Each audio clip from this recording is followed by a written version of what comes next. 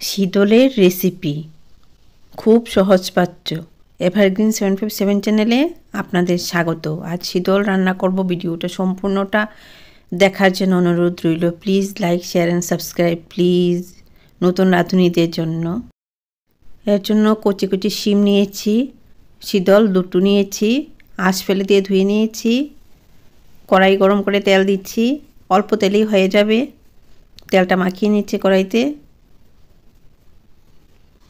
শীতল দুটো তেলের মধ্যে দিয়ে দিলাম, বেশি ভাজা করব না, নাড়াচাড়া করেই হলুদ মাখা পেঁয়াজগুলি দিয়ে দেব। হলুদ মাখা পেঁয়াজ দিয়ে রান্না করলে রান্না টেস্ট হয়।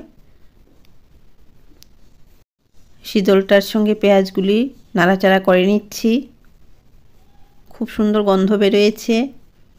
এখন শিম আর আলু এভাবে কেটেছি, তারপর ভালো করে ধুয়েছি। এগুলি এখন এই পেঁয়াজের মধ্যে দিয়ে দিলাম। নুন দিলাম এই পরিমাণে, হলুদ এই পরিমাণে,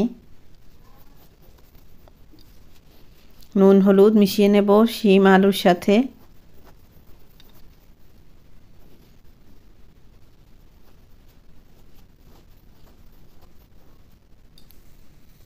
এভাবে মিশিয়ে নিতে হবে ভালো করে।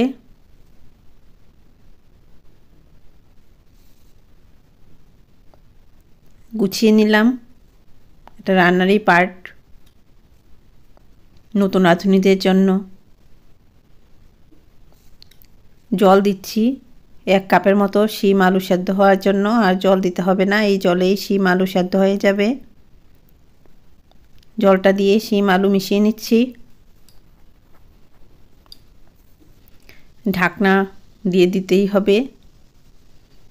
এখন চেরা কাঁচা লঙ্কা দিয়ে দিলাম। অল্প ঝাল হবে, এর জন্য অল্প লঙ্কা দিয়েছি, কারণ হজমে যাতে সহজ হয়। যারা শীতল খেতে পারে না এদের জন্য এটা রান্না করছি। এভাবে ঢাকা দিয়ে দিলাম। দুটো শীতল দিয়ে রান্না করছি, যাতে পেট ভালোই থাকবে, ঠান্ডা থাকবে, এত গরম হবে না। শিম আলু সেদ্ধ হয়েছে কিনা দেখে নিচ্ছি, আরও সেদ্ধ হবে। বয়স্করাও খেতে পারবে এরকম অল্প শীতল দিয়ে রান্না করলে। এর জন্য আমি এইভাবে রান্না করে দেখিয়েছি, যে অল্প শীতলেও ভালো টেস্ট পাওয়া যায়। খুব টেস্টি, এত সুন্দর একটা রেসিপি শেয়ার করলাম। প্লিজ এভারগ্রিন 757 চ্যানেল সাবস্ক্রাইব করে নাও। এগুলি সেদ্ধ হয়েছে কিনা কিছুক্ষণ পর পর দেখতে হবে, আর ভালো ভালো ভিডিও পাবে। শিম আলু রান্না হচ্ছে এই ফ্লেমে। চিনি দেব, 1 চামচের 1/2 চামচ চিনি দিলাম, ভালো লাগবে।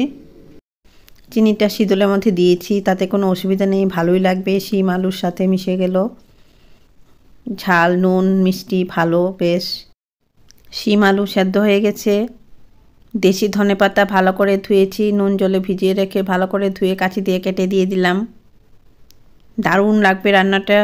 আপনারা এটা রান্না করে খাবেন, এটা আমার ইচ্ছে। এই ফ্লেমে রান্নাটা হয়েছে, ফ্লেমটা কিন্তু দেখা জরুরি। হাই ফ্লেম করে দিলে রান্না ভালো হবে না। ধনেপাতাটা শিম আলুর সাথে মিশিয়ে নিচ্ছি। এভাবে মিশিয়ে নিতে হবে। এভাবে লাইক করো, সাবস্ক্রাইব করো, বেল আইকনটা প্রেস করো, তাহলে নতুন রান্নার নোটিফিকেশান সবার আগে তোমার বা আপনার মোবাইলে পৌঁছে যাবে। ভালো ভালো রান্না পেয়ে যাবেন। এভারগ্রিন 757 চ্যানেল ভিজিট করে আসো।